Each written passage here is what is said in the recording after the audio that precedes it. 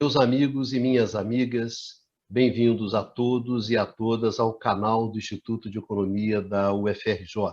Meu nome é Ronaldo Bicalho e essa é a edição de número 30 do Conversas sobre o Mundo Contemporâneo, que é uma mesa redonda de professores do Instituto que conversam sobre os grandes temas contemporâneos, as grandes questões que envolvem o mundo hoje.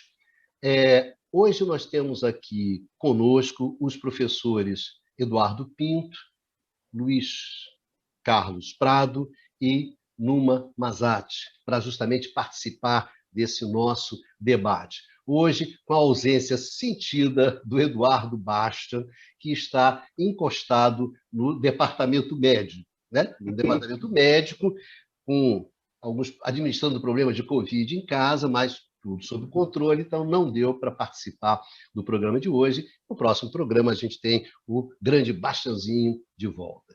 Bem, senhores, o tema dessa edição é o Great Reset, ou a grande reinicialização da economia mundial, a grande restauração, o grande reinício, a reinvenção do capitalismo, enfim, uma proposta bastante radical, a princípio, que vem justamente do Fórum Econômico Mundial, enfim, da elite econômica mundial que se reúne em torno de Davos. Então, a gente escolheu esse tema para discutir justamente hoje, uma quarta-feira.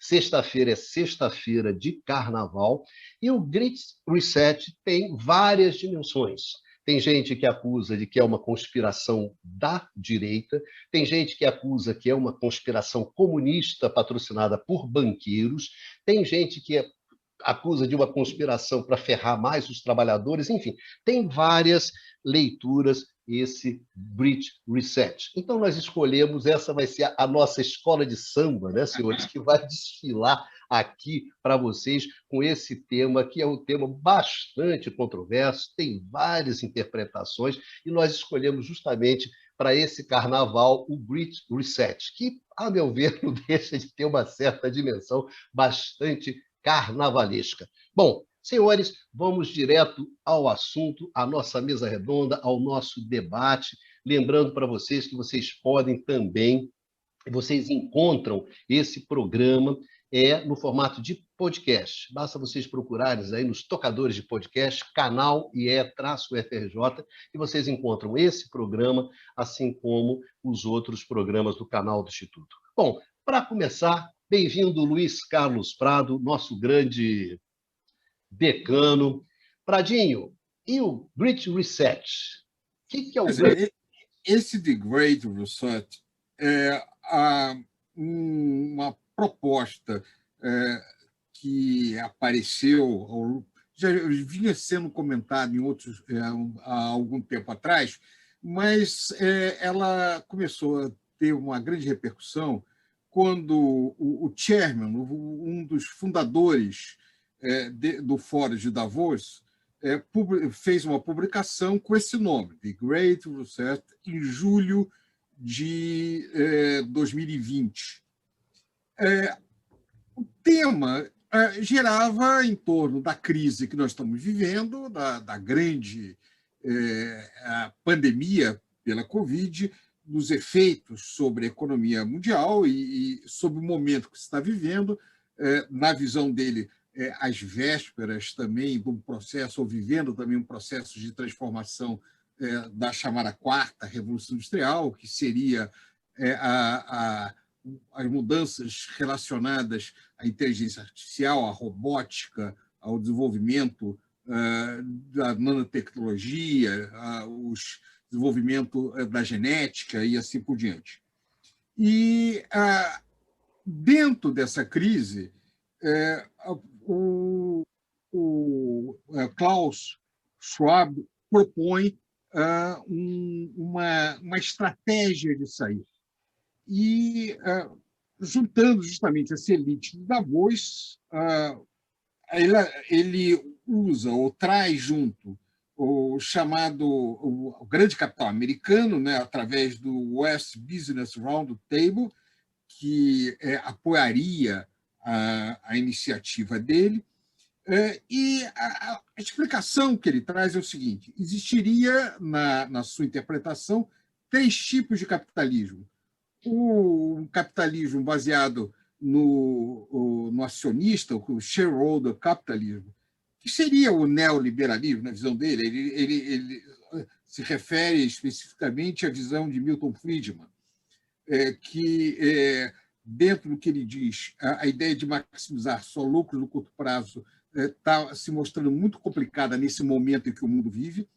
Ele identifica outro tipo de capitalismo, que é o capitalismo de Estado, onde o Estado dá a direção da economia, que ele coloca a China como grande exemplo desse capitalismo, e o que ele chama shareholder capitalism, que seria um capitalismo onde as empresas teriam um papel central, na visão dele, se preocupando não apenas com lucro de curto prazo, mas principalmente operando, e essa seria a expressão, como trustee, como garantidora da sociedade, né?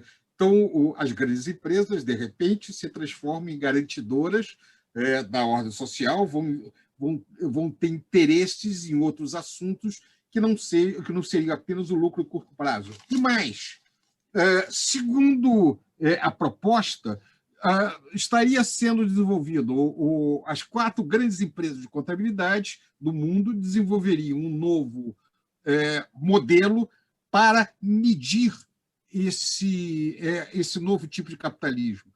Em especial, medir o que ele chama share value creation, a criação de valor compartilhado, que seria basicamente o resultado da empresa levando em conta os impactos ambientais, sociais e de governança.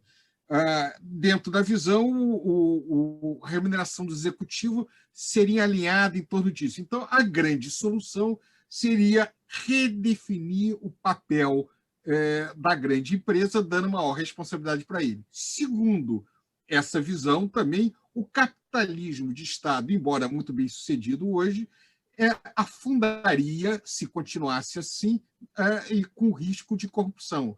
E o capitalismo liberal, o capitalismo tradicional, não responde mais aos riscos trazidos pelas essas novas mudanças, que, se não forem bem administradas, levariam ao aprofundamento da desigualdade, levariam à desorganização da sociedade, que prejudicaria, em última instância, não apenas o conjunto dos cidadãos do mundo, mas também as grandes empresas. Por isso, elas teriam interesse de recriar o capitalismo em bases mais responsáveis. Então, a ideia, a proposta é esta. A natureza da discussão, primeiro, isso é possível, isso é viável, isso é provável. O que significa essa proposta no momento atual do mundo? Vamos adiante. Valeu, Pradinho. Obrigado. Primeira rodada, Pradinho já tocou a bola. Agora eu vou com o Numan, né? Numan, eu ia fazer a sua pergunta, mas eu vou citar aqui uma frase da Naomi Klein sobre essa. Ela tem um artigo, né, sobre justamente o Great Reset, e ela diz o seguinte: eu só vou fazer essa provocação com você, o Numas e eu. The Great Reset é apenas a edição mais recente dessa tradição dourada, dificilmente distinguível das primeiras grandes ideias de Davos, de Shaping the Post-Crisis World, de 2009, a Rethinking, Redesigning e Rebuild, de 2010, The Great Transformations, em 2012, e quem pode esquecer o Criando um Futuro Compartilhado em um Mundo Fraturado, de 2018. Se Davos não estivesse buscando uma forma melhor de capitalismo para resolver as crises em espiral que Davos se aprofundou sistematicamente, não seria Davos. Então, partindo dessa provocação, Onuma, que tal o Great Reset?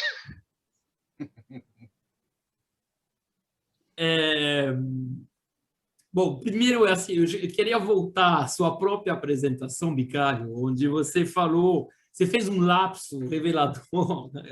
Achei interessante, quando você falou que o Great Reset seria uma forma de reinvenção do capitalista. Aí você corrigiu dizendo do capitalismo. Isso. Partindo disso, É, a gente já tem uma resposta. Não tem reinvenção possível nem do capitalismo, nem do capitalista, e menos ainda do capitalismo. Do capitalismo, você até pode ter existindo diversas pressões, a gente observou isso durante o período dos 30 anos que seguiram a Segunda Guerra Mundial, conhecido como o período da Idade de Ouro do capitalismo, onde nos estados centrais foram aplicadas políticas keynesianas, na periferia houve o desenvolvimentismo, como na América Latina e no Brasil, por exemplo. Bom, isso tudo sob pressão da existência de um bloco antagônico do ponto de vista geopolítico, mas também que representava uma alternativa em termos de modelo de organização da sociedade, de organização da economia. Aí, sob essa pressão, o capitalismo acabou se reinventando por um tempo. Aí, quando essa pressão caiu, quando houve um enfraquecimento, tanto em termos de alternativa social, econômica, política, do bloco oriental, do bloco socialista, bom, aí já o capitalismo, assim, essa reinvenção do capitalismo foi acabando. E iniciou-se um período assim, de avanço do neoliberalismo, no qual vivemos até hoje. Bom, e nesse período, mesmo durante o período da Idade de Ouro do capitalismo, o capitalista não se reinventou, o capitalista se adaptou. E, da mesma forma, o capitalismo se adaptou. Então, a reinvenção do capitalismo do capitalista, eu não acredito nisso. E, nesse sentido, bom, eu concordo com a citação lá que você fez da Naomi Klein, né? E o que a gente observa, esse Great Reset, de fato, ali é mais uma etapa nessas supostas grandes propostas de refundação do sistema para ser mais justo, para levar em conta demandas da sociedade civil. Então, a gente, contra essa mesma característica, vimos isso, de fato, depois da crise de 2008, tá? Essa crise, a crise atualmente observada na maior parte do mundo, bom, tirando algumas exceções importantes, como a China, por exemplo, de fato é favorável, a priori, ao surgimento dessas propostas, que, no fundo, são propostas cosméticas. Tá? Se a gente olha o que está sendo proposto, não tem nenhuma proposta nenhuma proposta prática. Né? A gente só vê, assim, boas intenções, mas sempre num espírito misturando, assim, linguagem do meio empresarial, assim, com uma espécie de verniz, assim, de comunicação, com depois, vamos dizer, observações que são meio supostamente premonitórias, não sabemos. Então, eu acho, bom, depois a gente vai voltar a esse ponto, mas eu acho que esse Great Reset não passa de algo, assim, de uma proposta vazia, sem que, na verdade, não recebeu a adesão e não vai se concretizar. Então, é algo que, a meu ver, é irrelevante. Passou a palavra para o nosso Eduardo Pinto. Dudu, deixa eu fazer uma provocação aqui com o Dudu sobre o Great Reset. Dudu, olha só, citando aqui outro artigo, dessa vez do Andrew Stutford, ele coloca o seguinte, o nome do artigo é o seguinte, A Grande Restauração, se ao menos fosse apenas uma conspiração, ponto. e lá pelas tantas ele fala: a grande restauração planejada pelo Fórum Econômico Mundial é apenas um corporativismo com outro nome. Dudu, pegando essa questão, eu vou te perguntar o seguinte aqui para começar a sua participação, agradecendo a sua presença. Dudu, é o quê? É a raposa reorganizando o galinheiro, é isso? Bicalho, eu acho que é, na verdade, a raposa se vestindo, né, de cuidador do galinheiro. Por que eu estou falando isso? Porque acho que assim, é mais plume paetê, para fazer sua metáfora da escola de samba, sem um enredo novo e sem um enredo de profundas mudanças. Porque talvez vocês estavam aqui falando, eu estava mexendo aqui no teclado, porque eu estou num processo novo, porque eu estava, na verdade, buscando aqui, por incrível que pareça, um pedaço de texto da minha época de graduação da administração, né? De mais de quase 20 anos atrás, né? Que, na verdade, toda essa discussão que aí o Prado já trouxe, porque o Green Reset está associado à ideia de o quê? Um capitalismo de grupos de pressão ou um capitalismo de stakeholders, né? Na verdade, esse termo stakeholder, na discussão da administração, ela é antiga.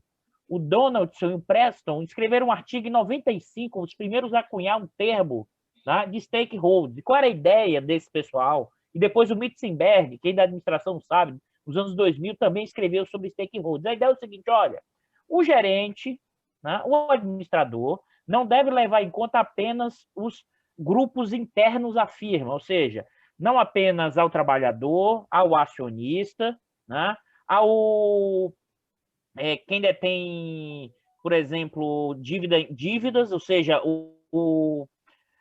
as finanças que emprestam para essa empresa, mas tem que levar em conta também os atores externos, tem que levar em conta os efeitos para a sociedade, tem que levar em conta os efeitos ambientais. Essa discussão, pessoal, na administração, ela é lá datada do meados dos anos 90, tá?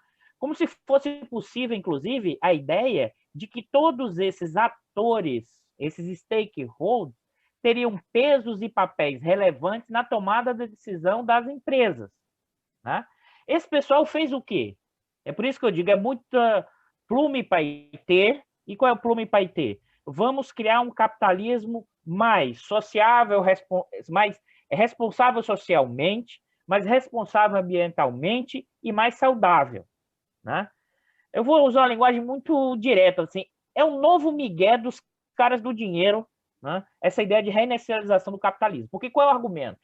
O argumento é o seguinte, olha, como o Prado bem colocou, de um lado, um capitalismo que maximiza o lucro, né? Ou seja, não se preocupa com as questões ambientais, não se preocupa com o trabalhador, não se preocupa com as formas de exploração do trabalho.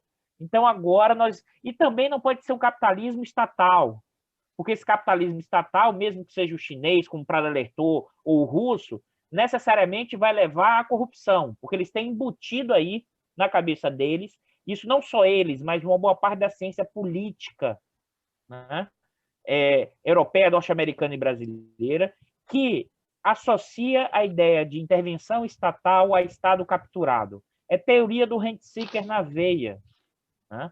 Então, não pode ter um Estado forte, porque o Estado forte pode virar um Estado capturado. Olha que contradição. Por quê? Porque, ao mesmo tempo, você não pode ter um Estado forte para regular as empresas, para tornar um capitalismo, vamos dizer assim, com quantidade menor de exploração do trabalho, ou mais responsável socialmente, ele vai quase que ungir, né, que os grandes capitalistas, imagine, os donos das grandes petroleiras do mundo vão agora se preocupar com a questão ambiental, né?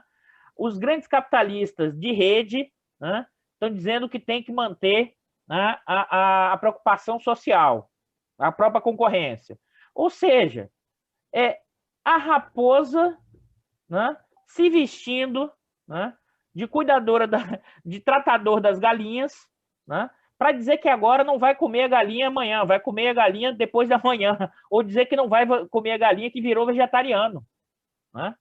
É pluma e paetê com um enredo velho, né, que, na verdade, funciona como... E acho que, inclusive, muito frágil. Por que muito frágil? Porque busca, a partir de um plano ideológico, construir uma ideia de que é necessário uma nova forma de regulação do capitalismo, porque, evidentemente, esse pessoal percebeu que o quê? O bicho está pegando. As tensões têm aumentado, né? A extrema-direita tem aumentado seu espaço, né? Além de tudo, a crise social aumenta, a desigualdade aumenta, a gente já falou sobre isso aqui, o efeito coringa, que é cada vez uma crítica maior aos establishments econômicos, políticos, ideológicos e acadêmicos, de uma parte da população que está cada vez mais fora, né, da riqueza gerada no capitalismo mundial, porque essas grandes empresas elas nunca lucraram tanto nesse momento histórico, mesmo na pandemia, mesmo na crise, né? Então você tem um momento histórico que esses capitalistas nunca lucraram tanto, a desigualdade nunca cresceu tanto, mas eles estão vendo que está dando problema, vai ter um problema. Mas aí eles vão dizer o seguinte, esse pessoal aí, pô, está começando a ficar muito nervosinho, muito problema, vamos arrumar uma pluminha para IT para esse pessoal, vamos botar uma responsabilidade social, vamos botar uma responsabilidade verde, vamos questão saudável. Mas não é o Estado que regula, é a gente mesmo. Nós mesmos vamos tomar consciência de que é preciso mudar o mundo, né? É a velha máxima do Barão de Manchester, nas suas anedotas e colhudas, como diria meu pai no velho tempo dele, que é o quê? O Barão de Manchester caiu na areia movediça e ele, contando a história, disse, não, eu saí da areia movediça. Perguntaram como? Eu me puxei pelos próprios cabelos. Isso é o Great Reset, né? É uma forma que junta elementos gerenciais, elementos de marketing, uma ideia de uma preocupação social e que esses capitalistas querem vender como uma estratégia de mudança. Agora, a gente está vivendo um período tão maluco, tão complicado, que isso vira comunismo, né? Que isso vira, inclusive, os liberais criticam isso porque é demais da migalha, né? E a extrema-direita diz que isso é um grande acordo capitaneado pelos financistas, esqueci de falar, os grandes... Quem está nisso? Os grandes bancos de investimento, o setor de petróleo, as grandes empresas de tecnologia, com suas conexões, inclusive, com defesa, com espionagem, né? Tudo isso, e eles estão dizendo que não, nós agora vamos ser um capitalista um pouco mais humano. Bom, acho impossível isso acontecer, porque o capitalismo, inclusive, mostrou na pandemia, na sua discussão entre vida e acumulação, o que preponderou foi a acumulação. E agora, não acho que eles vão se puxar pelos próprios cabelos para sair dessa areia movediça que eles mesmos criaram. Acho que, na verdade, é pluma e paetê na escola de samba, mas um velho enredo clássico formado lá atrás na formação do capitalismo, porque os capitalistas buscam sempre o quê? O dedo em linha, maximização do excedente, e o resto é firula. Vicari, deixa eu entrar, dar uma... Sim, pode, por favor. Agora vamos rodar essa bola. Eu gostei muito da tese, realmente, do Dudu, que ele diz o seguinte, que ao final é muita alegoria e pouco enredo, né? No nosso carnaval, né? Agora, é curioso que a grande resposta à ideia de stakeholder economics, quem deu foi o Milton Friedman, com um argumento difícil de negar. Ele disse que a função social do capitalista, a função social do gerente é gerar o lucro para os seus acionistas, para o lucro para os seus proprietários. Um famoso artigo do New York Times. Claro, porque se ele não faz, a taxa de retorno vai ser menor e o seu concorrente vai levar uma vantagem com referência a ele, ou ele vai perder o emprego dele de CEO, ou vai ser posto alguém que dá uma taxa de retorno maior para os proprietários de capital, para os acionistas. Então, a única resposta que nós conhecemos no capitalismo contemporâneo para isso é regulação, é o maior papel do Estado. Foi como Numa apontou que houve, numa conjuntura muito particular, no pós-guerra, durante os 30 anos do pós-guerra. Mas eu queria chamar a atenção que, apesar de todas essas questões que foram levantadas, nesse encontro de virtual de Davos, teve algumas manifestações muito interessantes. E curioso que vem do capitalismo de Estado, vem do put vem do Jinping, mas tanto a Merkel como a holandesa, que é a Ursula von der Leyen, que é a chefe da Comissão Europeia, também tiveram algumas apresentações interessantes. Basicamente, o Putin foi muito incisivo, porque ele chama a atenção que o mundo atual está parecendo nos anos 30. Ele diz, olha, nos anos 30, quando não se fez nada, deu rolo, deu a Segunda Guerra Mundial. Então ele fala, eu acho que não vai dar a Segunda Guerra Mundial, não vai dar uma outra guerra total, porque isso seria o suicídio coletivo. Mas pode dar problemas muito grandes de desarticulação da economia, da sociedade mundial, etc. E, curiosamente, ele faz uma publicação, ele faz uma provocação interessante para a Europa. Ele diz o seguinte, os criadores, os fundadores da União Europeia diziam que queriam uma Europa unida, um grande mercado, de Lisboa aos Urais. Eu pergunto, por que não fazer um grande mercado de Lisboa a Vladivostok, que é a cidade russa lá no final da Ásia? Quer dizer, ele propõe uma aproximação com a Europa e propõe uma agenda de mexer na área socioeconômica, de discutir questões sociopolíticas. Curiosa. O Jinping, diferente, é uma posição um pouco diferente do Putin, mas também interessante, ele propõe aprofundar o multilateralismo, ele propõe a coordenação macroeconômica global. Ele diz, olha, vamos não apenas coordenar a China, mas vamos tentar coordenar a economia global, toca na questão do desenvolvimento, né? Vamos acabar com a diferença entre países ricos e países pobres, vamos defende uma economia aberta, etc. Bem, e a resposta da Europa dentro disso daí? A Merkel, com uma colocação mais desconfiada para a Rússia, mas mais aberta para a China. Ela fala abertamente que já é hora da Europa e da China fazer um grande encontro. Ela propõe a criação de um encontro reunindo o conjunto dos países da União Europeia com a China. E o que ele chama European China Summit. E a Ursula von der Leyen propõe, chama a atenção de que a grande ameaça à democracia atual é o papel das big techs.